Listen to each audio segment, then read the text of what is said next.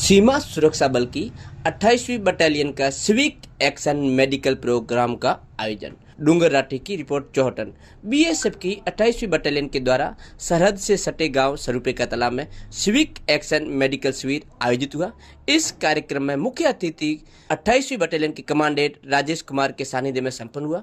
कार्यक्रम में SKT company commander Vinod Tadle, sarpanch प्रतिनिधि जमाल खान, प्रिंसिपल सुरेश कुमार वागड़े एवं Swaroop Singh, ayurvedic compounder Bhimrao, doctor Ramesh Punjani, Mithdau, समाजसेवी दीपक तंवर, ताजू खान सहित अन्य ग्रामीण मौजूद रहे।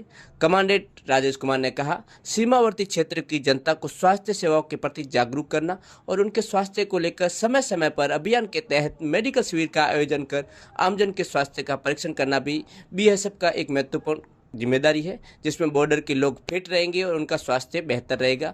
प्रोग्राम में सीमा सुरक्षा बल की चिकित्सक टीमों में कमांडेंट डॉक्टर आलोक प्रसाद, संकलिन घोष, नर्सिंग असिस्टेंट राजकुमार, नर्सिंग असिस्टेंट विजय जाटे ने 250 लोगों का स्वास्थ्य जांच कर उन्हें विभिन्न प्रकार की दवाइयों का वितरण किया।